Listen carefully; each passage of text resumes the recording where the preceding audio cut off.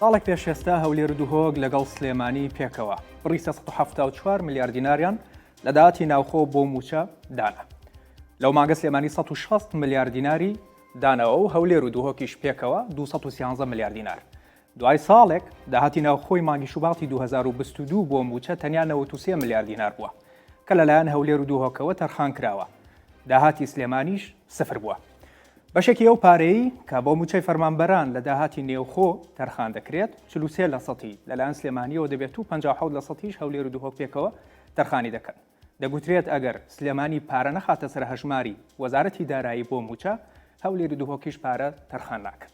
لە سلێمانی دەرمان لە نەخۆشخانە گشتیەکاندا بەرەو نەمان دەچێت بەهۆی ئەوەی کاتێک کە کۆمپانیەکانی دامینکەری دەرمان لەو شارە دەچنە بانکەکان بۆ وەرگرتنی پارەی خۆیان بانک پارەی تێدا نییە. خۆڵ و خاشاک کۆناکرێتەوە چونکە بانک پارەی تێدا نییە تاوەکو بدرێتە کۆمپانیەکان. ڕۆژی پێنجشەممە کە دوێنێ بوو دەستکرا بە دابەشکردنی موچەی مانگی 2 لە هەرێمی کوردستان، بەڵام لە سلێمانی دابەش نەکرا و گوترا کە بانک پارەی تێدا نییە. پرسیاری خەڵکەوەی ئایا داهاتی دووهۆک هەولێر و سلێمانی چۆن کۆ دەکرێتەوە؟ زیادبوون و کەمبوونی ئەم داهاتەش بە چیەوە بەندە؟ بۆچی داهاتی سلێمانی سفر بووە و لە بەرامبەریشدا داهاتی هەولێر و دووهۆک لە 213 میلیارد دینارەوە لە ساڵی ڕابردوو کەم بۆتەوە بۆ کەمتر لە 100 میلیارد دینار؟ ئایا داهات کەمی کردووە؟ هەروەها چۆن کۆ دەکرێتەوە؟ یاخود کۆ دەکرێتەوە و ناخرێتە سەر هەژماری حکوومەت؟ پێشتر خەڵک کێشەی موچەی هەبوو، ئێستا خۆڵ و خاشاکی گەڕەکەکانیش کۆ ناکرێتەوە، دەرمانیش لە نەخۆشخانەکان بەرەو نەمان دەچن. پەرلەمان چۆن چاودێری ئەم دۆخەی کردووە؟ حکوومەت بۆ ئەمە چی دەکات؟ هەرتوو پەرلەمانتار بەڕێز عەلی حەمەد ساڵح سەرۆکی لیژنەی وزە و سامانە سروشتیەکان لە پەرلەمانی کوردستان لەگەڵ پێشەوا هەورامانی گوتەبێژی فراکسیۆنی پارتی دیموکراتی کوردستان میوانن گفتوگۆی ئەم بابەتە دەکەین. من نۆنەر فاتحم ڕووداوی ئەمڕۆتان پێشکەش دەکەم. بەخێر بێن هەردوولا. کاگالی ئەمڕۆ لە فەیسبوک کە پۆستێکماندانە ئێوە میوانن باسی ئەم دۆخە دەکەین. پرسیارێکی زۆری خەڵک ئەوە بوو بەڕاستی ئەگەر بە هەر بەوە دەست پێ بکەین دەیانگوت جارێ بەس بڕوونی بکەنەوە بۆمان چی دەگوزارێ لە هەرێمی کوردستان؟ بەناوی خوای گەورە و میهرەبان. دیارە دۆخی هەرێمی کوردستان بەگشتی دۆخێکی لە ڕووی داراییەوە ناجێگیرە بووچە و لە ناو هەرێمی کوردستانیشا سلێمانی لە دۆخێکی خراپترایە. ئەمە کۆمەڵە کۆکاری هەیە. یەکەمیان پەیوەندی بە داهاتی ناوخۆ هەیە و داهاتی نەوتیش هەردووکیان. داهاتی ناوخۆ تووشی گرەیەکی گەورە بۆ وەڵامی نییە. پێشەکیش باسمان کردووە پێشتر. پارمانجی دوو داهاتی ناوخۆ 374 میلیارد دینار بووە. لە کەیە داهاتەکە تەسلیم کراوە؟ لە 24 دووە داهاتەکە تەسلیم کراوە. واتە تا 24 دوو 374 میلیارد دیناری داهاتی ناوخۆی مانگی دوو تەسلیم کراوە. بەڵام ئێستا تا ئێستا داهاتی ناوخۆی تەسلیم کراوە بۆ موچە سفرە. ئەمێنێتەوە دۆسینەوە. لە دۆسینەوە تا مانگەکانی پێشووتر لە مانگی حوتەوە بۆ یەک هەر 350 میلیۆن دۆلار بووە و مانگی پێشوو 420 میلیۆن دۆلار بووە. ئەمە دوو سەرچاوە سەرکیەکەی داهاتن. ئەم دوو سەرچاوە ڕێک نەکرێتەوە بە دڵنیاییەوە چاک نەکرێت وەڵامی پرسیارە جدیەکان نەدرێتەوە دۆخی موچە بەم شێوەیە خراپە بێت. ئێستا هەرێمی کوردستان دەچێتە قۆناغێکی نوێوە کە قۆناغی گرانبوونی نرخی نەوتە. ئێمە هەر بە حسابەکەی سەرۆکی حکوومەتیش کە لە ساڵ 40 کەمێنێتەوە ئەگەر مانگی پێشوو وەک نمونە وەرگرین زیاتر لە 12 میلیۆن بەرمیل نەوت بە 18 کەشتیبار کراوە فرۆشراوە، واتە تێکڕا ڕۆژانە 444 هزار بەرمیل. 444 هزار بەرمیل نەوتمان فرۆشتووە ئێمە کە ڕەتی 30 ڕۆژی بکە، کە ڕەتی 100 دۆلاری بکە، کە ڕەتی لە ساڵ 40 بکە ئەکاتە 802 میلیارد دینار عەفوونەک کە 546 میلیۆن دۆلارەکە. واتە نەقسە بۆ موچە چەندێکە بێت؟ 74 میلیارد دینار. باش پرسیارەکە ئەمەیە. معقولە مانگی دوی پارساڵ 374 میلیارد هەبوو بێت لە داهاتی ناوخۆ کە 213 میلیاری هی هەولێر بووە بۆ تەمویلی موچە؟ هەولێر دووهۆک. بەڵێ هەولێر و دووهۆک، یعنی دوو ئیدارەیەکە. 161 میلیاری تەمویلی سلێمانی بووە. منطق لەمایە 374 میلیار هەبێت ئێستا نەبێت. طبعا ئەکرێم 802 میلیارد دینارە زیاتریش بێ لەبەر ئەم منطقی لای خوارەوە عەرزی جەناب دەکەم زیاتر لە تریلیۆنێ بێ. بۆ ئێمە کێڵگەی خورمەڵەمان هەیە لە ساڵ 39 نەوتی کوردستان لە کێرگەی خورمەڵایە کێرگەی خورمەڵە ئەم مەسروفە لە سا 43 نییە کە سەرۆکی حکومت باسی کرد چونکە کێڵگەیەکی تا ڕادەیەک ئامادەکراوە بۆ 64 بیری حاضر بوو هیچ کۆمپانیایەکی ئەجنەبی نییە ئیدارە و ئیرادە و بەڕێوەبردنین لای کۆمپانیای کارە بۆیە کەواتە توانرێت موچەی کامل بە نەوتەکە بدرێت و داهاتی ناوخۆ بەکاربهێنرێتەوە بۆی دیوێکی تر بن ئەم حساباتەکەم لە مانگی 2 پارساڵە $50 بووە پارەش لە بەغداوە نەهاتووە موچەش دراوە $100 ئێستا $100 زیاترە مانگی پێشوو $97 بووە مانگی دوو بەتێکڕا باج و ڕسوماتش لەسەر خەڵک زیادە موچەش نادرێ ئەو کاتە نەوت هەرزان بووە و پارەش لە بەغداوە ناتووە خۆڵ و خاشاکیش کۆکراوەتەوە و دەرمانیش لە نەخۆشخانەکانە هەبووە و وردە پرۆژەش هەرکراوە کوردستان بە $100 زیاتر ئێستا نەوت دەفرۆشێ کوردستان بەپێی قسەی بەرپرسانی حکوومەتی هەرێمی کوردستان ناقص 9 برێنتە واتە برێن $109 بێ $100 $116 بێ $107 ئەمە قسەی بەرپرسانی حکوومەت هەرچەنە ئێستا خواست و تەڵەب لەسەر نەوتی ڕۆژهەڵات زیاتری کردووە وەکرێ ئەم نرخە مراجعەیەکی باشتری تا بکرێتەوە پرسیارەکە ئەوەیە داهاتی ناوخۆ ینی وەڵامی حکوومەت چییە بۆ ئەوەی کەوا داهاتی ناوخۆ سفر بێ کارانی بابەتەکە بەس لێمانی نییە هەولێر باسی هەولێر و دووڵکیشەکەین کە داهات 213 ملیار بووە ساڵی پار بەڵام ئێستا هاتووەتە کەدراویشە 93 ملیار با من ڕوونتر قسە بکەم دوو ئیدارەیەکی 100% هەیە لە کوردستانە ئەمە بەڵگەی دوو ئیدارەیە سلێمانی چەنەدا هەولێر و دۆک چەنەدا بە دوو ئیدارەی هەموو شتێ چۆنە ئەنی زۆر بەڕوونی پارەی نەوتەکەیەتەوە بۆ نمونە 500 ملیارە 400 300 هەرچەند بێ 43 بە 57 تا بەشەکرێت 43 بۆ سلێمانی 57 بۆ هەولێر ئەمێنێتەوە تەواوکاری بۆ نمونە هەرچەندێکمان پێویستە بۆ تەواوکاری موچە سلێمانی تۆ لە داهاتی خۆتە بێبیدەی هەولێر و دۆک تۆ لە داهاتی خۆتە بێبیدەی داهاتت نییە کەیفی خۆتە مەسەن مانگی پێشوو ئاسایش لە سلێمانی بەشێ لە شارەوانی خانە نشینی 15-20 ڕۆژ دوای هەولێر وەریگرێت ئەبێت لە داهاتی خۆت بێ حکومەت حەقی نییە باش ئەمێنێتەوە دەرمان سلێمانی تۆ لە داهاتی خۆت هەولێر و دۆک تۆ لە داهاتی خۆت ئێستا هەرچی پرۆژێ لە محافزەی سلێمانیە وەساوە هەرچی ینی هەموو پرۆژەکان وەساوە و ڕێگەی گەرمیانە ڕێگەی ڕاپەڕینە ئاوی دەربەنی خانە ئاوی چەمچەماڵ هەمووی وەساوە ئەبێت لە داهاتی خۆت هەڵە داهات نییە خۆڵ و خاشاکە بێت لە داهاتی خۆت ئەمە بۆ هەولێر و دۆکیش ڕاستە بۆیە ئێستا چۆنە سلێمانی ئەگەر ئەم مانگە تەمان کۆبوونەوە لە ئەنجومەنی وەزیران و لە دارایی و چێکرێت ئەڵێ من 43 ملیارمێ هەولێرش ئەڵێ منش 57مێ بێتە 46 دوو ئۆنە واتە پەیوەندی بۆەوە نییە کێ داهاتی زۆرە هەر چەند بێ هەر لایە هەر 43 بە 57 یعنی من دایماڵێم سلێمانی ئێستا لەژێر دوو ئابلوقایە سلێمانی زۆر گوناحە وەوەزعی زۆر خراپە ئێستا باوەڕ کە لە دوای درۆیە بڵێن 91 و کاتی گرانیەکە بەڵام لە دوای پرۆسەی ئازادکردنی عێراقەوە هیچ کاتێ سلێمانی بەخەدەری سۆز دو ئابلوقەیەکی ئابلوقەیەکی داهاتی سلێمانی و کۆکردنەوە و قاچاخی و ئەو گەندەڵی خراپی کە لە سلێمانی من خۆم لە هەموو کە زیاتر باسم کردووە ئابلوقەی دووەم حکومەتی هەرێمی کوردستان حکومەت حەقی نییە بە سلێمانی وەک پێم وتی ئێستا ئەکرێت لە هەولێر و دۆک دەرمان هەبێت لە سلێمانی ئەکرێت نەبێ ئەڵێ لە داهاتی خۆتی کاکە نیمە داهات یعنی مەسەن بۆ نمونە ئەگەر یەکێک گەندەڵی بکات لە سلێمانی من یا هەرکێ یا هاوسەرۆک یا جێگری یا هەرکێ ئەبێ ئەم گەندەڵیە چاکریا سزای خەڵکی سلێمانی بدرێ ئەمە دیوێکی ڕەوایە دیوێکی ناڕەوایە ئەوەی حکومەت ڕەوایە کە سلێمانیە بێت زۆر بەڕێکوپێکی داهات کۆکاتەوە ناڕەوایە بڵێ من حەقم نییە ئەی باشە ئیسە گەرمیانیە کە پرسێت 12 ساڵە ڕێگەی کە لار دەربەدی خان تەواو نەبووە باشە ئەم جادە تەواو نەبووە ئەڵێ باشە گەر حکومەت بڵێ من حەقم نییە لە داهاتی خۆ ئەیچی منە حکومەتە بەیەکەوە بەسێتە دوو بەشێکی تری ناڕەوایە بەڵێ گەندەڵی هەیە لە سلێمانی کەس نکۆڵینی نەکە بەڵام بەراوردکردنی باشماق بە برایم خەلیل ڕەوانیە بەراوردکردی باجی کۆمپانیەکانی هەولێر و دهۆک بە سلێمانی ڕەوانیە بەس لە هەولێر 12000 کۆمپانیا هەیە لە سلێمانی 6000 هەیە ئەبێ باجیان وەکوێک بێن ناش بەڵام ئاو ڕەوایە بەراوردیکەین کارەبا کری کارەبا ڕەوایە بەراوردیکەین بەڵام بۆ باج و بۆ خاڵە سنووریەکان ئەمە سپاس کاک پێشەوە کاکعلی باسی لە دوو ئابلوقا کرد ئابلوقەیەکی وەکو دەڵێ حکوومەتی هەرێمی کوردستانیش ئابلوقەیەکی کردوتە سەر سلێمانی بەو پێیکە داهاتی نەبێ حەقی نییە بەسەرەوە بەڕێز وتەبێژی فراکسیۆنی پارتی سەرۆکایەتی حکوومەت لەلایەن پارتیەوەیە زۆرینەی پەرلەمانیتان هەیە لە پەرلەمانە سەرۆکی هەرێمی کوردستان لە پارتی دموکراتی کوردستانە بەڕێزت پێم وابێ لە ئەندام بووی لە لیژنەیەکیش کە چاودێری داهاتی سلێمانیتان دەکرد. یەکەم شت ئەگەر باسی دەستکەوتەکانتمان بۆ بکەیت کە لە لیژنەکە چیتان دەستکەوت لەسەر داهاتی سلێمانی ئێوە ئەوە یەک. دوو بۆچی حکوومەتی هەرێمی کوردستان وەکو ئەوەی کاگالی دەڵێ ئەو بایەخە بە سلێمانی نادەیان بۆ نمونە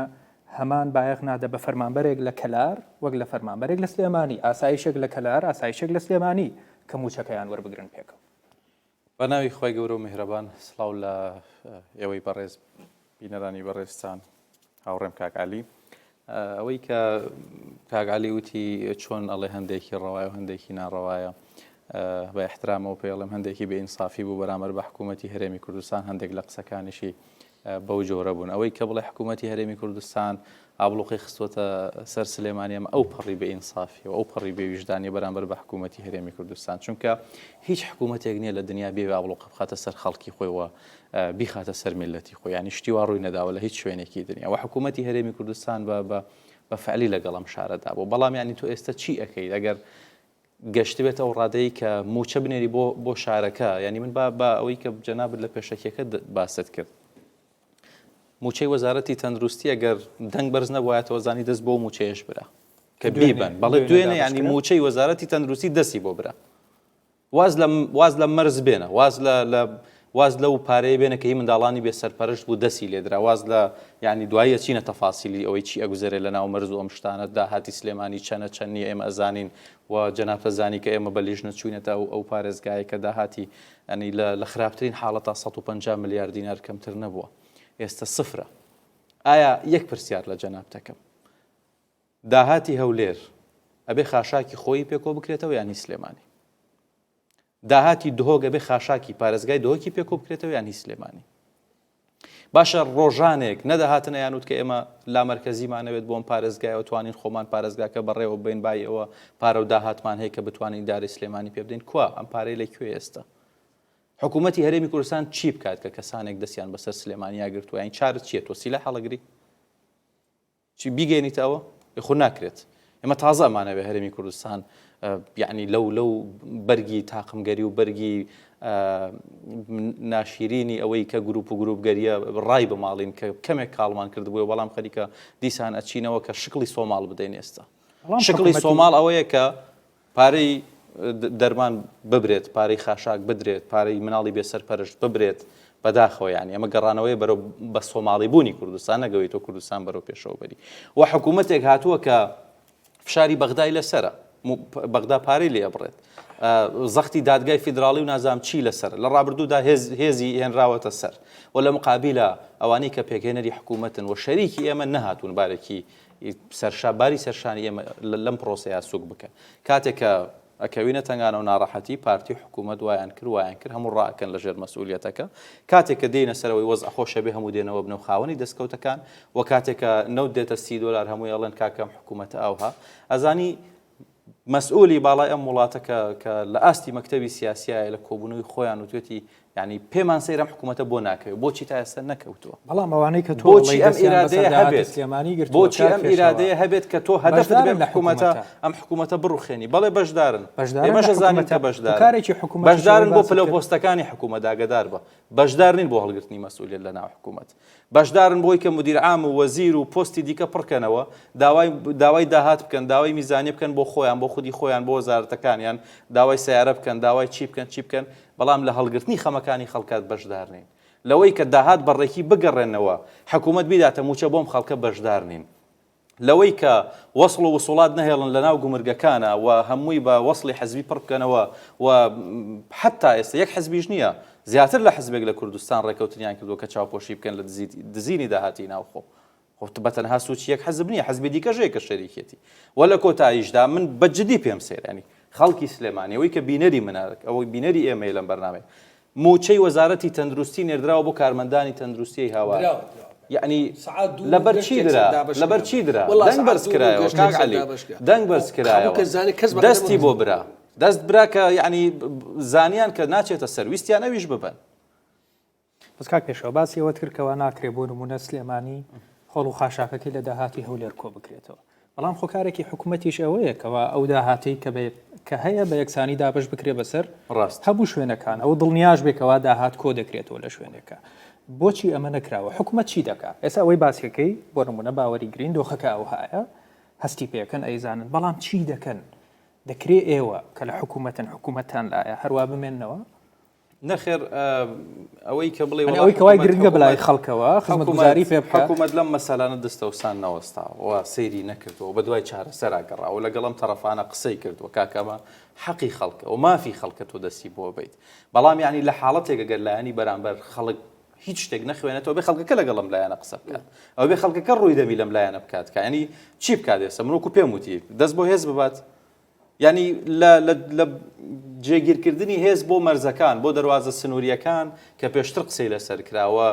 داوا کرا کە هێز ببرێتە دەواازە سنووریەکان خۆ هەمووتان بینیتان کە بەرپرسی باڵاوتی ئەگەر هێز بچێتە دەواازە سنووریەکان لەوانەیە شەڕ ڕوو بدە باشە وەرە چه هێزێکی حکوومەتی هەرێمی کوردستان هەیە بە بچێتە حاجی و مەران و برایم خەلیل و هەر مەرزێکی دیکەی کە لە سنووری پارتیایە چیش ئەکا بابیکە چ کێشدا ئەنێ بابیکە بەڵام با بچێتە باشماخ و پەروێزخان و پشتە و سەیران بن و ئەو مەرزانەی دیکەی کە یەک دوێکیان بە فەرمین تۆزێک ئەزانرێکە چیەکەن بە سێ چوارێکیان هەرچی خوا پێی خۆشە لەو مەرزانەوە ئاودیوی ئەم وڵاتە ئەکرێت بەس ئەکرێ حکوومەت وەرمنەوەکو کاکعلی ئەڵێ من موچەی خۆم لای خۆم و لە هەولێر و دوهۆکە دەمەگەر تۆش داهاتی خۆی من جا ئەو موچەی کە بە عەمەلی وا دەردەکرێت بە عەمەلی ئەگەر ئاسایشی سلێمانی 25 ڕۆژ مانگی ڕابردوو لەکوێوە چوە گەر پارەی نەوتە خۆ پارەی باشە نەخێر پارەی داهاتی ناوخۆی هەولێر بوو 25 میلیۆن دلار لە هەولێرەوە نێردرا بۆ 25 میلیارد دینار بوو دوای باشە 25 میلیارد دیناری هەولێر بەڵام ئەوەندە بە ئاساری دڵنیاتەکەمەوە تا ئێستا یەک سنتی هەولێر و دووەک نەچوە بۆ سلێمانی وەک چۆن یەک سنتی سلێمانی ناتوە 25 میلیارد دینارەکە بە قەرز درراوە بە سلێمانی قەرز بۆ دراوەتە یەکتر نەبڕین چکە هەوڵمدا گوێر لێ بگرم بەدڵی خۆت قسەت کرد قەرز لە هەولێرەوە دراوە بە قەرزە هەرچی هەیە یعنی لە داهاتی ناوخۆی هەولێر دراوە باشە پرسیارێک ینی هاوڵاتیەکی ئەم شارەش هاوڵاتیەکی ئەم شارە پارەی کارەبا بدە پارەی ئاو بدە باج بدە هەرچی تەفاسیل هەیە بیدا کە حکوومەت لەسەری دایناوە و لە مقابلە ئێمە کاگعالیش هەر لەو لیژنەیە ینی ئەندامەکە ڕەتی بە کارەباوە هەیە وەزیر نێوت کە پارەی کارەبای سلێمانی یانی خەڵک نایدەن کارەبای سلێمانی زۆرتر لە هەولێر نایدەن باشە کاکە بەرپرسی باڵاو توێتی کاکە هەندێک شتەیە ئێمە ناتوانین لەسەر پۆستی لەسەر سلێمانی هەیە توێتی ناتوانین فەرزی بکەین لەسەر و پارێزگای ناتوانین ئێمە وەکو پارێزگایەکی دیکە مەسەل هەندێک باج و ڕسومات و شت هەیە بیدەین باشە ئەمە پارەی کارە باش مەسەلەن بڵێن کۆ بکرێتەوە بەڵام لە هەندێک باج و ئەوە هەمووی بینیتان کە ڕووداوێک پێش هەفتەیەک ڕوویدا لە هەرێمی کوردستان بە خۆشتەزانی بەرپرسی خەزێنەی سلێمانی لەلایەن بەڕێز وەزیری داراییەوە کە وەزیری دارایی پارتینیەوە هیچ شتێکی پارتیەوە لە پۆستەکەی دوور خرایەوە لەبەرەوەی کە تێبینی هەبوو لەسەرەوەی کە پارەی داهاتی ناوخۆی سلێمانی لە کارەبا و لە ئاو لە ناوخۆ چۆن کۆکرێتەوە بەڵام بینیمان بە بڕیاری حەزبی بە چەپکەواتە ئێستا کە سلێمانی داهات کۆ ناکرێتەوە بە باشی کە سەرۆکی حکوومەتیش لە پرێس کۆنفرانسەکەیە هەفتی ڕابردوو باسی ئەوەی کردکەوە دەسەڵاتە خۆجیەکان لە هەندێک شوێنە داهات کۆ ناکەرەوە کەواتە لە بەرەوەی سلێمانی داهات کۆ ناکاتەوە هەولێر و دووەکیش پارە نادا داویانە ئەوە 93 میلیارد دینارە چییە کە 213 میلیارد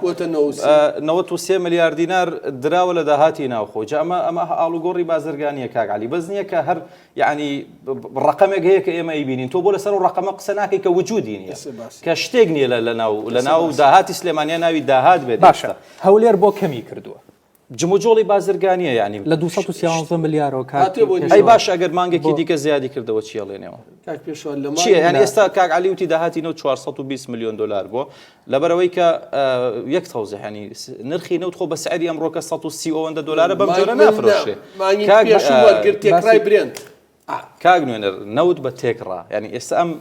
سعرەی نەوت کە ئێستا لە هەرێمی کوردستان و لە جیهان هەیە و هەرێمی کوردستان نرخی نەوتەکەی بە ناقصنەوە فرۆشێت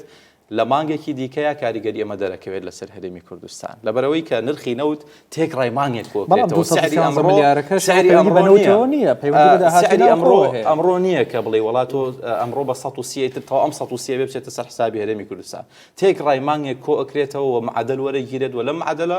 دڵنیا بە ئەگەرە مانگە 420 میلیۆن دلار بووە لە مانگی داهات ئێمە لە نەوت زیاتر گۆڕانکاری تیاکرێت و گۆڕانکاری باشیشی تیاکرێت وە هەموو هەوڵی حکوومەتی هەرێمی کوردستانەوەیە کە کە موچە بداوە لە کاتێکا بێ جەنابەت بزانی حکوومەتی خەڵکی بێموچەشە و خەڵکێک هەیە لە وڵاتە موچەی نییە خزمەت گوزاری ئەوێت کاری ئەوێت یعنی خۆم حکوومەتە بە ئاو ژێژ ناکات بە ئاو بۆچی وەستاوە ئەمڕۆ گرێبەستی جادەی 150 مەتری کراوە کە وەزیری شارەوانی نزای کردو بە بەدەهاتێکی یعنی یەکجار زۆرە پارێکی زۆری تێ ئەچێت یعنی چی پرۆژە وەستا بەڵام سلێمانی کە هیچی بەڵام لە بەرامبەرە سەداسەی پارەی کاکە 100 مەتری جێبەجێ نەکەن حەبی سەرێشە بدەنە خەڵک داهاتەکە دەستی بەسەر ئەگیرێت داهات بەس دەستی بەسەر ئاگیرە دەرمانی شێرپەنجە و دەرمانی خەڵک نادرێت بە تەمای جادت بۆ دروستکەن خۆمەڕ ئەمە بەرهەمی ڕۆژێک و 2 ڕۆژ نییە 30 ساڵت چ جێگە دەستێکیان بەسەر ئەوەی بارگرانی دەڵێ ئەوەی کەوا کاگعالی دەڵێ وایە کە دوو ئیدارەیەکی کاگعالی من ڕێزم بوو ینی برایەکی بەڕێزەوە و دۆستایەتێک هەیە لە بینی من و کاگعالیا کە هەمیشە ڕێزم هەیە بۆ چوونەکانی بۆ شتەکانی بەڵام هەندێک کات ئەوێت تەوازنێک ڕابگرێ خۆی بپارێزێت لەو هجوومەی کە هەندێک جار مەسەڵەن نەخێر نییە نەخێر دوو ئیدارەی نییە بەڵام دەسەڵاتێک هاتووە داهاتی ئەم هەرێمی کۆنتڕۆل کردووە و ئەوێت خەڵکی سلێمانی بەڕاستی نابێت لەمە بێدەنگ بن نابێ بێدەنگ بن کاگعالی باش قسەکانم بەس یەک فرسەتی دیکە کاگعالی ئەبێ یعنی وڵا قسەکەی لەبیر بردوانە مەیکە داهاتی ئەوەی کە لە سلێمانی هەیە جەنابی ئەڵێت 140 ئەوەندە و نازانم چی وەکو پێم وتی وەختی خۆی داوای لە مارکزیە کرا ئەوترا کە ئەم پارێزگانە با خۆیان بەڕێوەبەر حکوومەتی هەرێمی کوردستان لەوەتەی دەست بەکار بووە هەوڵی داوە زۆربەی پارێزگاکان کاکە دەسەڵاتی داوەتەوە پارێزگاکان کە بەشێکی یعنی مەسەل لە ئیسیسمار لە هەندێک بابەتی دیکە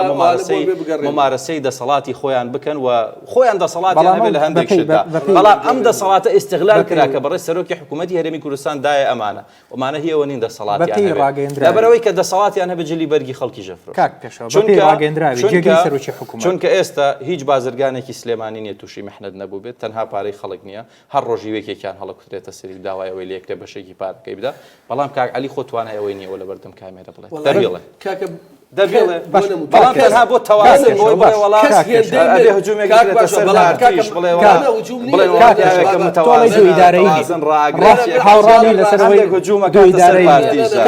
دوو ئیدارەی چۆن هەیە من عەوداڵی ڕاستیم پارتی وێکێتینی هەموو کوردستان شاهیدە ئەوەی قاچاقی باشماخی کردە قەزیە من بووم بەڵام ئەوەی لە فیشخابووری شەیبینم باسی یەکەم من ئەپرسم لە دوو ئیدارەی ئەمە 11 مانگم وەک نمونە هێناوەتەوە هی 2021 مانگی یەک وەبانک تا مانگی 11 2 تریلیۆن و 559 ملیارد دینار لە داهاتی ناوخۆ تەمویلی موچە کراوە من وتەبێژ یەکێتی نیم وتەبێژ هیچ حزبێکی حکومەت نیم ناو حکومەت نیم بەس من ڕاستی ئەڵێم کاکەگیان تریلیۆنێک و 102 ملیاری لە داهاتی سلێمانی بووە تریلیۆنێک و 457 ملیاری لە داهاتی هەولێر بووە حسێبی کە ئەگەر 457 نەبوو من ڕاست نیم ئەگەرەوە بوو کاتە من ڕاست دەکەم دوو ئیدارەی چیەوە بڵێ هەموو دەرمانی سلێمانی بێ لە داهاتی خۆی بێ هەولێر و دۆکشە بێ لە داهاتی خۆی بێ بڵێ ئەبێ خاشاک لە داهاتی سلێمانی بێ هەولێر و دۆکش لە داهاتی سلێمانی بێ بڵێ ئەبێ نەسرەی داوائیر لە داهاتی سلێمانی بێ هەولێر و دۆکش لە داخل بێزەحمەت پێم بڵێ دوو ئیدارەی چییە تا پێ بڵێ کاکە دوو ئیدارەیەکی واسە هەیە دوو ئیدارەیەکی ئیدارەی نیە مە شەڕفرۆشتنە یعنی تۆ ئەتەوێت بڵێ کاکە وەرە من خۆم بۆ خۆم هیچ تۆشە خۆم نابێشت من ئەمێ هەموو بەڕێ خەڵکی ئێرەش خۆمانە ئێرەش ئاویان هەوێ کارە باشە کاک پێشە ئاویان خەسەر پارێ یعنی تۆ بیسە من بێمە ماڵەکەی تۆ پارەکەی تۆ ببەم سیارەکەت ببەم چیت ببەم قوبوڵەکەی لە من نایکەی کاکە خەڵکی ئێرەش هەناسە ئەدەن ئاوە خۆن نانیان خەڵکی ێرە باشە کاک پێشەوە پرسیاری لێ من پرسیارێک لێ باشە 213 ملیار بووە داهاتی ناوخۆی هەولێر لە مانگی دوی پارسال بۆ تەنیا بۆ تەمویلی موچە ئەینا داهاتی تریشە بووە بۆ وردە مەشاری و بۆ دەرمانوانە بۆتە 93 ملیار ئایا هەموو مانگێ لە هەولێرە 115 ملیار دینار بۆ مەشروع سەرف کراوە کاکە خۆمە هەموو مەشروعنیە برای من ئەمە بەس بۆ کاکە من پێتەڵێم ئەم ناخۆنە بێ بە حکوومەت کارەکانی برای بەڕێز ئەم 213 ملیارە تەمویلی موچەیە بۆتە وەکو مۆزوعەکەی خوڕمەڵی لێمەکە تخوا بە ئەم خوڕمەڵە ئەوە کۆمپانیایی ناو باش کۆمپانیای ناو خۆی بە ئاوی شەکە باشە مە بیری ئیرتیوازیە بچی مزەخەی لێ دەبێنی و یعنی کاک عەلی لەم مۆزوعەیە بەو هەموو ئەزمونەوە سەیرەوە نەبێ ئاگایانە زۆر بە ئاگا لەبەرەوەی کە کۆمپانیای کار کاکە خۆ بەس لەبەرەوەی چاویان شیرینی تر پارە وەرناگرن بۆس پارەیان ناوێت باس نەنە پارەی نە بەخوا باسی بۆس بۆس با باسی خورمەڵە زۆر وردم لە بە حسابات کۆمپانیای ناوخۆیش پارەی ئەوێت جارێ باسی داهاتی ناوخۆ دێنە سەر نەوتیش کاکانی دێنە سەر نەوتیش زۆر ئەو مۆزوع زۆر ینی دێنە سەر ناخۆش بوو کە بەو هەموو وڵی دێنە سەر نە زۆر حوت ساڵ سەرۆکی لیژنەی دارا قسە زۆر بە ئاگا زۆر بە ئاگا لە منە لە هەموو پسپۆرێکی با باسی خورمەڵە بکەن خورمەڵە 175,000 بەرمیل نەوتی تێ لە ساسی نوۆی نەوتی هەموو کوردستانەکە هیچ کۆمپانیایەکی بیانی نەهاتووە ملیۆنان دۆلار سەرفکە بە گەڕان و پشکنین و حەفری بیر بەڵکو 64 بیری حازر بووە 64 بیری حازر بووە لە خاکی هەرێمی کوردستانەیە طبعا لە 2007 بەدەست هەرێمە کۆمپانیای کار ڕێکی خستۆتەوە ئیدارەی داوە خەرجی تەشغیلی هەیە خەرجی تەشغیلی بیرە نەوتەکانی کەرکووک 4 دۆلارە ئێمە $7 بیری نەوت ئەسا حەزێکە لەم بەرنامە تەلەفۆن بۆ کاک فەرهاد کەم بەرپرسی ئەندازیارانی کۆمپانیای نەوتی باکوورە $7 $4 حەزێکە تەلەفۆن بۆ $7 لەگەڵ وەزارەتی سامانە سروشتەکان قسەم کرد من $7 کاکە ئەمان حوتە حوت وایە تەواو دەستم کەوت ڕقم $7 $7 کەرکووکیان هی کەرکووک خورمەڵەیە کەرکووک $4 ئەمان $7 ئەم حەق لە لای سامانە سروشتەکان نییە لای کۆمپانیای نەوتی باشتر کار بەڕێوە بر هاوانە و با حەسەن پێشتر لای ئەوان بۆ ئێستا گۆڕانکە لە دەست حکوومەت هێرێن بۆ $7 ئێستا حەزێکی تەلەفۆن بۆ کاک فەرهاد دەکەم لەم بەرنامە بەرپرسی ئەندازیارانی کۆمپانیای نەوتی باکوور $4 نەقلی بوو پێشتر حەوت بووە بێت تەلەفۆن بەکەنە کاکالی هاوکارانە مەتوانن هەرێستا داوایان کاک فەرهاد تەلەفۆنی بکەن باشە حەوت پێشتر کە لە دەستی ئێمە بۆ حەوت بووە حەوت نەدە بەڵام ئەو کاتی لە دەستی هەرێمی کوردستان کۆمپانیای کار بەڕێوەی دەبرد $10 حسێ بکەن قوربان $10 حسێ بکەن حەوت نە $8 کرێی بۆری ئەمە 16 باشە $8 کرێی بۆری 16 $10 کەمتریش بیفرۆشە 26 وانە 96 ناقص 26 یەکسانە بەچەند نەوتی کەرکووک بە $96 فرۆشەمان کرد هەفتا کەڕەتی 175 کە کەڕەتی 28 ڕۆژیکە بزان 350 من بە هەمووی مانگێکە نرخینەوت بم جۆرەی لێ مێ باسی مانگی پێشووە باشە بانگێک گۆڕانکاری باسی مانگی بۆتە $420 ملیۆن من باس خورمەڵێڵم گۆڕانکاری لەسەر چی بۆ 7 ملیۆن باشە کاکە ئەمە خۆڵکردنە چاوی خۆڵ ناکە برا وەڵامە حساباتە دابەشیکە باش بەرەوەی کاکە واز لە مانگی دوو بێنە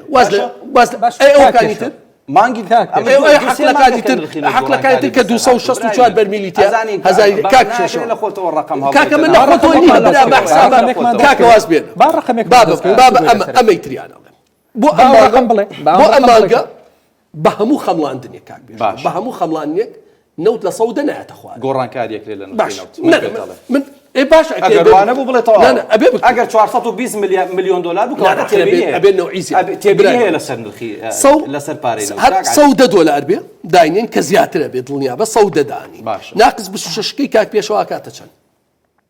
ئەکاتە 84 باشە بەس خورمەڵە چارێ بە حسێب بکەین کە ئێوە پێتان ناخۆشە من باسی خورمەڵەیە پێمان ناخۆش حسابەکەی جیاواز لە خۆتەوە نەیڵێ 175,000 کاکە گیان کەڕەتی 175,000 بەرمیل کەڕەتی $84 کەڕەتی 30 ڕۆژیکە باشە $441 ملیۆن بەس خورمەڵە ئەکرێ بەس خورمەڵە کە لە ساسی نوێی کوردستان $441 ملیۆن بێ ئەوکانی تر ئەمە حەقی خورمەڵە تۆ زانی چی با من شتێکت پێ ئەمە هیچ پارەی ئەو قەرز و فەرز و هەراو بەزمێک کە بەسەر هەرێمی کوردستان هەیە هیچ حسێبی ناکەی ئەوەی کە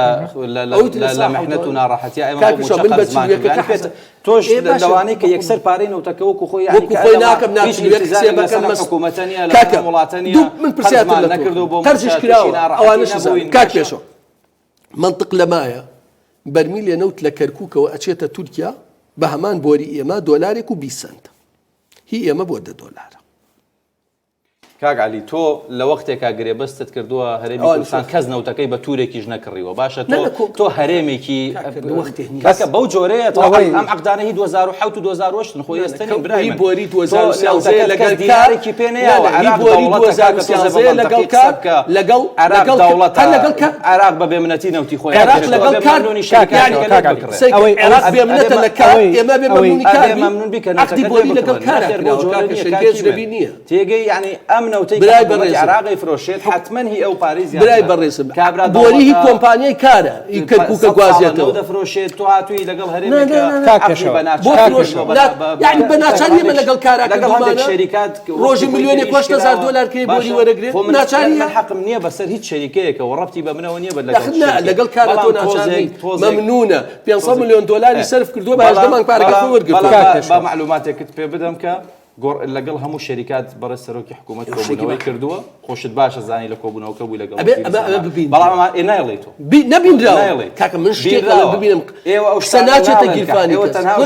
من خۆم ئێمە نییە من نەمەسوولی قاچاقیم نەمەسوولی ئاگاداری کە جەنابی سەرۆکی وەزیران باش ئاگاداری بن و تۆ لە کۆبوونەوەکە بووین کە لەگەڵ هەموو شەریکات کۆبووەتەوە یەکی سێ 4 دلار لەو سعرەی کە پێشتر باشە قەرار بوو جاراوتیان لە 142 گەڕێتەوە زیاد لە 140 کاک پێش نەخێر کەمتر لەوە بۆتە 42 کاک پێش لە دوایین پرێس هەفتەی ڕاب کاک پێشەوە سیحوتەکەش طبيعي چی طبيعي كاك بيش هیچی طبيعي برو عالم صرف لا عالم صرف لا طبيعي عالم صار شنو هەرێمێک بووی کەس نەوتی لە تۆ نەکڕیوە بۆ کەس نێک لە ناوخوا بیفرۆشتا زیاتریە گرتەوە نەخێوانی ینی چی ئەم قسە نامەنطقیانە کێ لێ دەکڕێت لە ناو وەرە بە 420 میلیۆن دلار کاکە 100,000 بفرۆشە لە ناوخوا بۆ پاڵاوگەکانی وتمان بە ناقص دەبی فرۆشە لە ناو جۆرەش نا برای من ئەوەی کە سەرۆکی حکوومەت لە پرێس کۆنفرانسەکە ڕاگەیاند 7 لە 100 بۆ دانەوەی قەرز بوو بەڵێ 43 لە 100 وتی حکوومەت داتەوە بە کۆمپانیەکان بڵێم بەشی 9 لە 100 بۆ حەقی گواستنەوەیە 41 لە 100 پاری نەوت بۆ موچەیە ئەو 43 لە 100 زۆر باسی کرد بەڵام جیاوازی ئەوە بووکەوە باسی بۆ زۆرە ئەمان ملیۆنان دۆلاریان بە ناوی شیرینی نەوتەوە وەرگرت باشە 6 میلیارد و شتێ بوو وەریەگرێتەوە کۆست ریکەڤەریە ئەم 6 میلیۆن وەکووا بە هەڵم بوو چی لێ هات کەمپی زاکۆی ساحەتین چی لێ هات مەتاری دۆک چی لێ هات ئاوی چەمچەماڵجە قەرار بووە بۆمانەی پێ بکرێ نەکرا دوو شتێکەیە پێوتە بۆ کۆست زۆرە بۆ کولفە زۆرە لەبەرەوەی خەدەماتەکەن احتیکارێکی گەورە هەیە لە خەدەماتی نەوتی شەریکان ئیش هەبووە بە ملیۆنی دۆلار شەریکەی خوارو بە 5 کردوویەتی بۆ چەند کۆمپانیایەکی دیاریکراوە ئەم 5 کۆمپانیای ئەستۆپی باکی نییە وەریەگرێتەوە ئەمە وای کرد کۆست بفرێ بۆ لە 143 کاکالی پێینەوە سەر موچە سەری من بووە بزانم قسە بکەم لەگەڵ کاکالی ساعتێکە قسەیەکە کاتمان هەیە کاک ئەوەی کە تا ئێستا ینی ڕقمێکمان دەستکەوێتەوە و خەڵک بزانێ ینی خەڵک بەڕاستی کاکالی کاک پێشەوە نازانن موچە لە کوردستان چۆن کۆکرێتەوە مانگانە میزانیزمەکە چۆنەکەەوە حکوومەت زۆر وازە ئەوەی کەوالای خۆی لێکێشەوە باشە وڵای خۆڵی نازانێت باشە خەڵک ئاساییە خەڵک ئاساییە نانە وڵای خەڵک نایزانێت تۆ دەیزانێت نانە من پێت بۆستە ناناتو براسم من تۆ قسە بکە ناوەستم مانگی 75 دلار موچە هەیە نەوت مانگی پێشوونەوە 7 دلار برێت موچە نییە لەمە تێ بکە باشە من تێ مانگانە ئەو مانگەی کە داهاتی موچە لە مانگی 4 2020 داهاتی موچە 7 میلیۆن دلار بۆ لەکوێ پارە هاتەوە موچەی پێدرا قەرز کراوە بەڵێ قەرز کراوە ئێستا قەرز دێتەوە پوری نییە چاوپۆشی لێ ئێستا قەرز دێتەوە بەڵێ قەرز بۆ ناڵە خۆڵی لە ساحەوتی قەرزی دێت وڵای زەختی قەرزی شێر هیچ قەرز کام قەرز دێتەوە جگە ئەمە دوو قەرزی کێ دێتەوە ناوی بڵێ 200 میلیارد داهاتی 200 میلیارد لە بەغداوە هات خەڵک نازانێت تۆ دەڵی دەزانم چۆن دەدرێت خەڵک ئاساییە بەڵام معقول نییە کێک خۆی من باسی خەڵکەکەم خەڵکەڵێ نازانێت 200 میلیارد لە حکوومەتی عێراقیەوە هاتووە 200 میلیارد داهاتی نەوت ئەوەی کە ینی دراوەتە وەزارەتی دارایی خراوەتە سەر حسابی ینی ئەوەی دراوەتە وەزارەتی سامانە سروشتەکان خراوەتە سەر حسابی وەزارەتی دارایی ئەمە بۆ موچە وە لە هەمان کاتا داهاتی ناوخۆ ئێستا ئێمە دوو مەصدەری موچەمان لە هەرێمی کوردستان نەماوە کاک نوێنەر یەکەمیان حکوومەتی عێراقی 200 میلیاری خۆی بڕیوە دووهەم ئەو کە داهاتی کە لە سلێمانیەوەیە زیاتر لە 150 میلیارد دیناری مانگانەیە لەسەر حکوومەتی هەرێمی کوردستان نەماوە و یەک دیناریشی نایەتەوە کە پارەی موچەی پێ ئەوەی هەولێریش نەماوە دوو بۆ وەکو یەک دوو بڵۆڵەکەی ئەساسی موچە يعني تۆ لە نیوەیە لە ناو قەدی ئیشەکە زەربەت بەرکەوت کاک پێشەوە لەم حاڵەتەیە یعنی تۆ ئەبێت ینی چی بکەیت ئەوە ڕاستە کە لەگەڵ قسەک بەشێکی قسێ و پیاوە هاوڕام کە ئەڵێت قۆڕەخکاری و نازانم چی من لەگەڵ هیچ گەندەڵی و خراپەیەکانیم چکە بەشێک نیم لێ و نامەوێت بەشێکیش بم لێ و لە پاڵپشتیشی ناکەم هەر مەسئولێک بیکە بەڵام دڵنیام و گومانم نییە کە بەڕێز سەرۆگۆزیران ئیرادە هەیە ئەم شتانە بن کاک مەسعود بۆ خۆی ئێوە دەم شتانە چارەسەر بەداخەوە قسە لەسەر ئەم نیەتە باشە ناکرێت کە هەیە لە ناو کابینەکەیە و بەڕێز سەرۆگۆزیران بە خۆی ئەوەی کە باسەکرێت بەڵام ئەگەر تۆ نیوەی داهاتەکەت ببڕدرێ و بڕوایان بێت چی بکارێت من 5 دینارم پێ بیدەمە تۆ 3 دینار دێ و گرمە چێکرد یانی بە 2 دینارەکە چێکێشەوە حکوومەتی پێ وەڵامی بەیز خاشاکی پێ دەرمانی پێ چی پێەکەی وەڵامیان پرسیارم بەوە ئەگەر هات و سلێمانی ئایا ئەمە ڕاستە ئەگەر سلێمانی داهات نەنێرێت داهاتی سلێمانی سفر بێ هەولێر و دووهۆکش دەڵێ نایدە نەخێوایە نەخێوانە هیچ مانگێکم پێ بڵێ کاک پێشەوە برای من یەک مانگێکم پێ بڵێ سلێمانی لە ساڵ 42 دابێتە موچە هەولێر 58 دا کاکە داهاتی ناوخۆ موچە نییە سابت بێ بڵێ تۆ 500 داهاتی ناوخۆ لە بەرزی و نزمیایە وەزعی سیاسی دێتە پێشەوە گۆڕانکاری دێتە پێشەوە لە دنیا ئەین لەوانەیە مانگێک 150 بێ مانگێک 200 بێ خۆزگەوا بوو بەڵام معقول نییە سفر بێ برای من خۆزگەوا لە شوباتی 2021 هەولێر 213 ملیار بووە سلێمانی 161 ملیار قابلی گۆڕانکاریە داهاتی وایە کاگالی قابلی ئەو قسەی پێشەوە لەواقع دروستە بەس گۆڕانکاریە کە لە 2020 جموجۆڵی بازرگانی لە دنیا زۆر ئالۆستر بوو ئەو کۆتوبەندانی بەهۆی کۆرۆناوە لەسەر بازرگانی دنیا هەبوو زیاتر بوو یعنی زۆر کێشە و ناڕەحەتی لە دنیا بەڵام لە شوباتی 2021 کە زۆر لە وڵاتان ڕێکارەکانی کۆرۆنا کەم بۆتەوە گەشەی ئابووری لە هەموو دنیاە و جموجۆڵی ئابووریش گەشەی کردووە ئێمە داهاتی دووهۆک و هەولێر مە سلێمانی سفر بۆ داهاتی دووهۆک و هەولێریش 93 ملیار بووە برای من چەند بۆ سفر بۆ کاک عەلی مان کاک پێشەوە من پێشەوەی بێم ئەم بەرنامەی تەلەفۆن تا مانگی دوو لە هەولێرش ناردووە سنتێک برای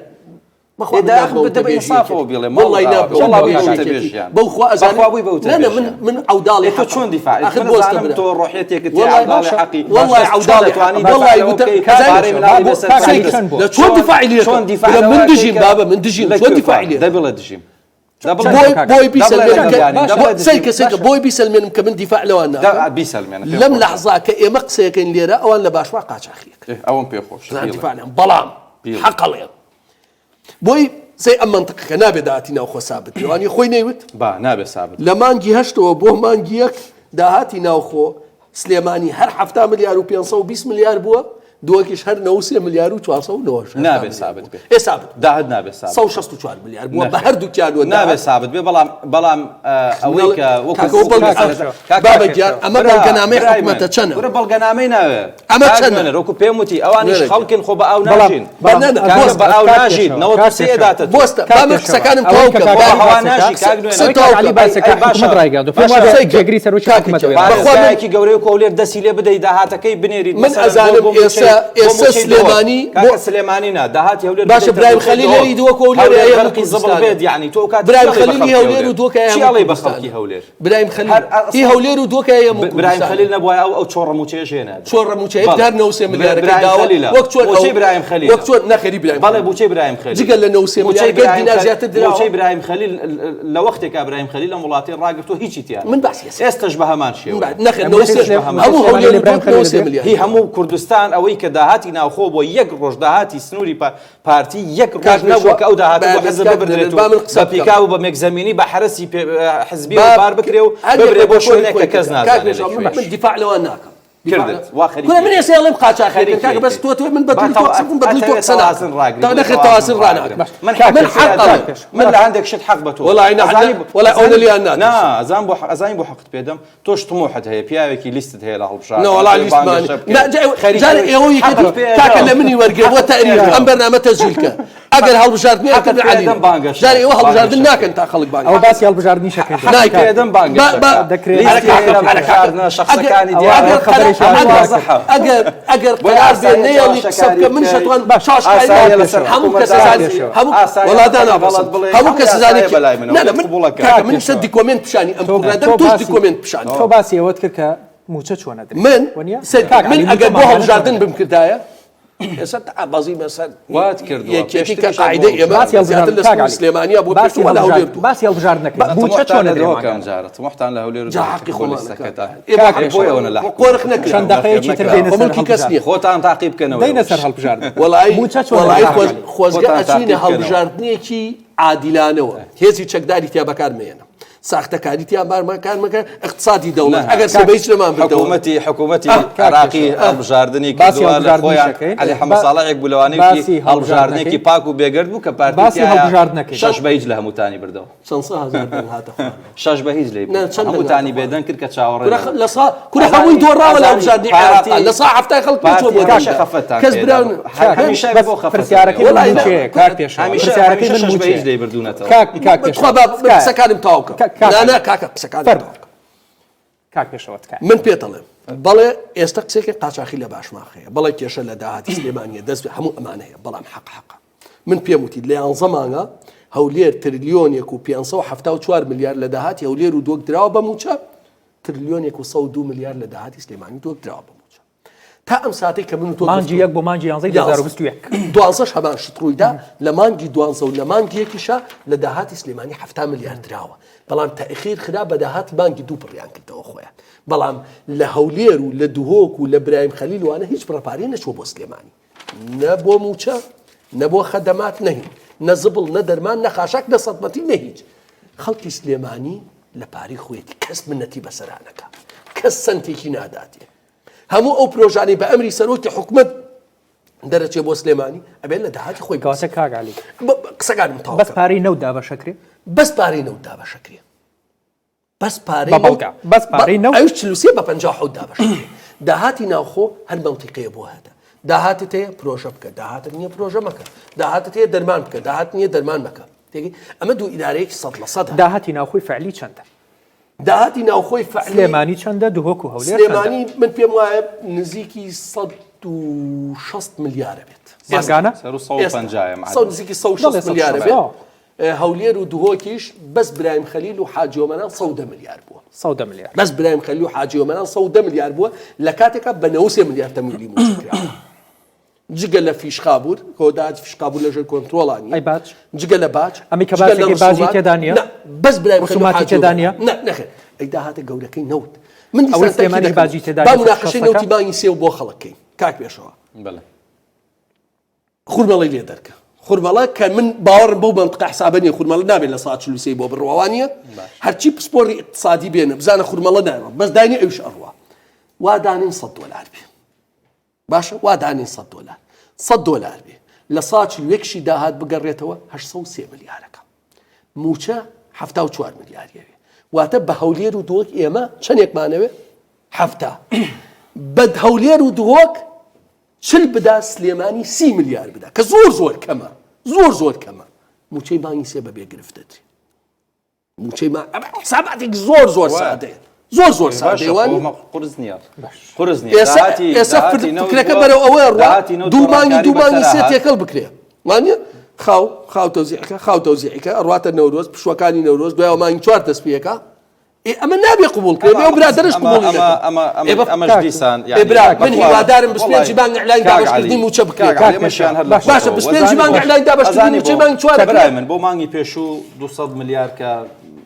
هی ینی 200 میلیارد خرای سەر حسابی موچە لەو پارەیە بوو کە لە بەردەست بووهینەوت بۆیە داهات بۆ موچە تووشی بەحسابێتری لەگەڵا باشە تۆ ئەزانی بۆ ئەوەی 200 میلیارەکە بکەیتەوە لە بەرمیلێ لەو 10 دلار زیاتر نایڵێ کەس حساب کاکە بهێڵە ناحقا اخذته منطقه عشوائي بنا من كسب قدر من حسابات ما كوي خود او تو عشوائيه ام بابا منطق بيت بلد والله كمان دفاع لنا حقي والله بشيمان من دفاع لنا حقينا كم تو بانغ شبو حزبك والله إن حزب شبو ليستك والله إن ليست انتخابات كم والله ليست كم بقدر اسبان سر ما بس علنيها قل ند زي ما كدوا انا شرينا وقمان كدوا انا قاش اخينا بلامي هالبجاد الناس باش يجنبهم لو يعني جانوري ام جارب لك قندليه لوات زي قاش اخيلا ولا تو بو باسك ليست كاكشو باش كاكشو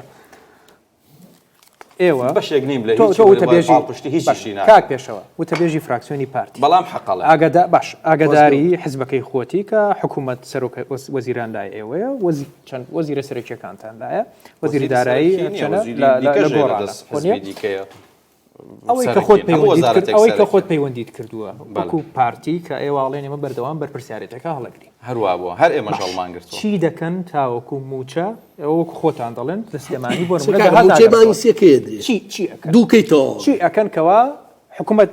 موچە ڕێک بخرێتەوە خەڵک بزانێ لە سەری ماگا موچە وەردەگرێت بە لێبڕین بەیان بە لێبڕین جار هەر بابزانین کەی دەدرێت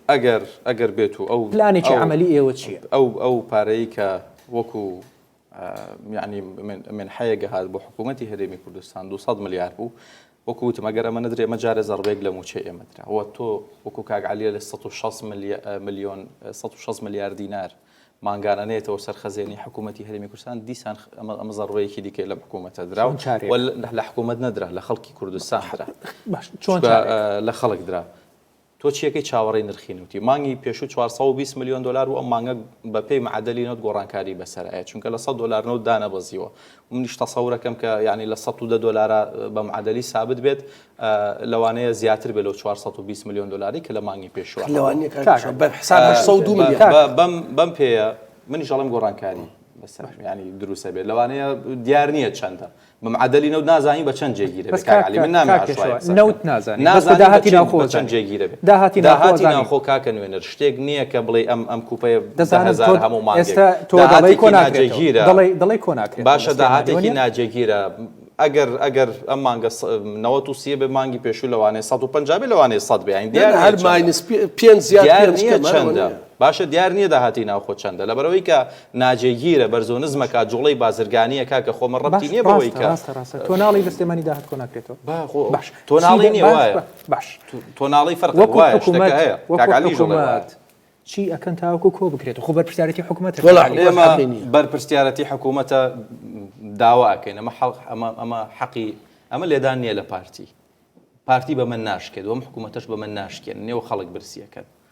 و ئەم داهاتە بدەنەوە خەڵکی هەرێمی کوردستان لەبەرەوەی با خەڵک چی دیکە لە ناڕەحەتیانە بێت و خەڵک چی دیکە شاهدی بەرزبوونەوەی بلۆکی دۆلارەکانی ئێوە و لاوازبوونی ناکۆکی سیاسی حەقی هەیە بەسەر بەڵێ هەیەی چۆن نیەتی کاگعلی ناکۆکی سیاسی حەقی هەیە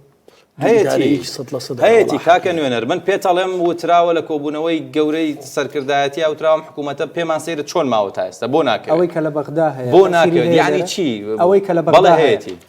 کاگعلی ئەوەی کە لە بەغدا هەیە وەڵام من هەندێ باسی ئەمە بکەم کەممان ماوە ئەمێوارە شتێکم بینوە لە ڕەنگە دۆخی عێراق بە عقارێکی ترا بڕوە خەریکە ماڵی شیعەیەکە گرێتەوە بۆ تەشکیلی حکوومەت حکوومەتی نوێ تەشکیل بێ پەیوەندی هەریەم و بەغدا چ دۆسیەی نەوت قەرارەکانی دادگای فیدراڵی هەموو ئەمانە بابەتەکە بە عقارێکی ترافە بۆیە ئەم بابەتە بێ زۆر ژیرانە مامەڵە لەگەڵا بکرێت خەڵکی کوردستان بەرگەی نەهامەتی تر ناکرێت بەرگەی ئەم تۆخە ناکرێت چونکە حکوومەتێ دروستە بێ ذهنیەتەکە بۆ ئەوەیە و ئاراستکە بۆی حکوومەتێکی مەرکەزی بێ ئێستا بێ بەرپرسانی هەریەم خۆیان ئامادەکەن بۆ ئەم دۆخە کە لەی سۆ بەداخەوە کە ئێستا ئامادەنی نێمە بابەتەکە ئەمەیە ئەبێ بڕۆی ڕۆین بۆ بەغا ئێوە قەرارێکی دادگای فیدراڵ دەرکردووە باش قبولمانە بەم شێوە ئیسە من شتێک باسەکەم لە قەرارەکەی دادگای فیدراڵ چەند لە مەسلحەتی هەریەم باە ئەگەر بەغا ئەمەی نەکرد هەموو خەڵکی کوردستان پشتیوانی هەرێمی کوردستانەکە ئێوە وتوتانە ئێمە دەی وەرن بۆ حەقلەکانیان خۆ بەسپاوە نایەن مەسەن دوو مراقی بیە و 4 مهندسیە و سەیری باش باش هاتن باش خۆ بیشێن چیەکەین ینی من قسە لە سەد حەلیەکەم چیەکەین کردمان نەکرد نەوەڵا من نایکەی نەوەڵا کێ لەبەرەوەی خۆیەوە هێوە نین لە تەنگانە بیکەن تەنگانە بۆ میلەتەکەم بۆ ناکەم چەند مەسئولێت ئەو هەموو هەتی فەقیرە بکەم بە میلیۆنێر ئەی خۆ تۆش لەو کردووە کێ کردی حەزبی من کردوێتی ناوەڵا ئەو میلەتە کردوێتی پێشمەرگەی فەقیر کردوێتی بە 500,000 معاشەیە یەک مناڵە مەسئول نەیکردووە کە خاوەنی مەڵکی ملیۆن و 100 ملیۆن دۆلار وەکو تۆ نی من باوکم پێشمەرگەی باوکم شەڕی کردووە هەمووی خەڵکی فەقیر کرد هەمووی خەڵکی فەقیر کردوێتی باوکی من شەڕی کردووە خۆ تۆ نەتکردووە هەزاران دیار بوو قسە لەسەر ئەوە نییە دەرەکە لای من نیشتمان پەروەر ئەوەیە ڕاتان کردو لە هەموو بنەماڵەکەی ناجاشێنی لە هەموو بنەماڵەکەی ناجاشێنی سپاس بەخوا کە لە ئێمە شانیە وڵا دیارە حزبەی کە هاتی ئێستا لێ هەڵگەڕاویتەوە من لە حزب هەڵگەڕاوەتەوە من کاتی هەڵگەڕام من کات نانە من ئێستاش لەگەڵ دەندەنی من ئەزای چۆن پەروەردوو باوکم لە حەقلادا دژی وەست نەخێر من لە کۆمەڵێک برادر گەران و دوورکەوتنەوە کە تەسلیمی ئیرادەی کاگالی هەڵبژاردن نەکرێت من باب ئینەکەمتەوە ئەم عینادیە سەری ئەم میلەتەی خوا کە ئەم میلەتە لێ قەوما بەس لە فەقیرە قەومێ لە بەرپرس ناقەومێ نەتیجەش ئەبینیتەوە بەغدا وەرە سەیری هەموو حەق لە دەوتەکانکە سەیری ئینتاجکە باش ئەتوانی بە ئەغدا بچۆرە فەرموو بچۆرەوە ئەتوانی بە کرێی بۆریا بچۆرە فەرموو بچۆرەوە بە کرێی بۆریا بچۆرەوە چکە کرێی بۆری منیش پێم وایە زۆر زۆرە لە هیچ کوێک دنیا نەبووە بە هەندێک ساڵ لە ساڵ 20 پارەی نەوت کورسان بۆ بۆری چووە تۆ توانیم نەوتە باشتر بفرۆشی لە ئێمە $10 زیاتر بیفرۆشە لە بەرامبەر ئەمە کۆی کەیسەکە استحقاقی شەریکاتیش فەرموو بدە لە بەرامبەر پشکی هەرێمی کورسان بێ سابتکرێت لە بودجەی گشتی ئەگەر ئێستا $400 ملیۆن بێ ئەو کاتە $800 ملیۆن کەواتە ئایا خەڵکی کورسان قازانجی کریازەرە ئەگەر هاتو تۆ هەموو ئەمانەمان کرد نەوت درا هەموو شتێ درا باشە عێراق ناتە پێشەوە دڵنیا بە خەڵکی کورسان و کاتە ئامادەی بەرگری لە نەوتکە ئامادەی بەرگری لە نەوتکە بەڵام تۆ ئێستا بڵێ من بەغدام قبول نییە لە کونفەیەکوونێکە هەندی حەدەس ڕوویدا بەشێکی ئێمانە پەیوەندی بە عینادی و هێزی پێشمەرگە کاکە واقعەکە ئەمەیە لەبەردەست تۆم کەرەستەوە لەبەردەست تۆ ئەبێ بزانی بەشێکی ئێمانە پەیوەندی بە سیستەمی بانکیوە هەیە پەیوەندی بە عیلاقاتی دەولی بەغدا دەستی لە نەوتی کوردستان گیر بێ دەیداتەوە ئەزین چۆنە تۆ ئەگەر استحقاقی مالی خۆت بدا بۆ گەرنتی هەیە بیدا ئەمە بەرپرسا لە حکومەتە بێ من نانێت بۆ مفاوەزە لە بودجا پشتی هەرێمی کورسان سابت کرێ مانگانە هات وەک پێش 2013 کە هەندێک مانگانە ملیاری دۆلارمان بۆ هات زۆر کەمم ماوە ئاخر کۆمێت هەڵبژار نەکرێت نەخێر لیستە بێ ئەگەر بکرێت ناکرێت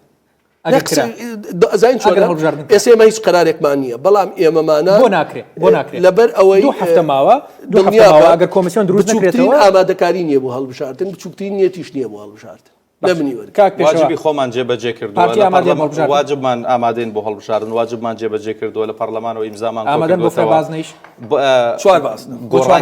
گۆڕانکاری لە یاسای هەڵبژاردن ئێستا هیچ وەختی ئەوە نیە و هیچ کات یعنی ئەوانەی کە ئەمدا تەڵەبیان هەدەفیان گۆڕانکاری ئێوە هەدەفیان لەبەرەوەی کە تۆ وەرە لە ماوەی 3 ساڵی ڕابردوو بە حرفێک قسە لەسەر ئەمە نەکەی 3 مانگ 4-5 مانگ ماوە بۆ هەڵبژاردن دێ ئەمەکە ئەگەر نیەتی پەکخستن نەبێت چ نیەتێکی بۆچی لە ساڵی دومی بە 2 ساعتی پێ بە 2 ساعت کوردستان کاکە بە 2 ساعت کوردستانەکەی نەچوار باز بە 2 ساعت کوردستانەکەی نەچوار باز کەواتە ناکرێت کاکێشەوە هەڵبژاردن ئێمە هەموو هەوڵێکمان بۆی هەڵبژاردن بکرێ و پارتی ئامادەیە خۆت پێ دوایە بێمنێتە بۆی کە شەشبەیش لە هەر هەمووشیان دیسان بباتەوە کو هەمیشە وە لە مۆزوعی بەغداشە ئەوەی پێی وابێ بەغدا حەقی ئێمە ئەدا پارەی ئێمە ئەدا ئەوەی پێی وایە کە مافی ئێمە لە بەغدا ینی هەرچەند ئەڕۆین جارێ ناچاری ئەدرێت وڵی دڵیەوە نەپاکە بە پێڵاوی خۆیەوە چێتە سپاس بەڕێز پێشەوە هەورامانی و تەبێژی فراکسیۆنی پارتی دموکراتی کوردستان لە پەرلەمانی کوردستان لەگەڵ بەڕێز کاگالی حەمەد ساڵح پەرلەمانتار لە سەرۆکی لیژنەی وزە و سامانە سروشتەکان لە پەرلەمانی کوردستان سپاس بە ئێوەش بینەرانی ڕوودا و تاوەکو بەرنامەیەکی دیکەی ڕووداوی ئەمڕۆ من نوێنەر فاتح هەرشاد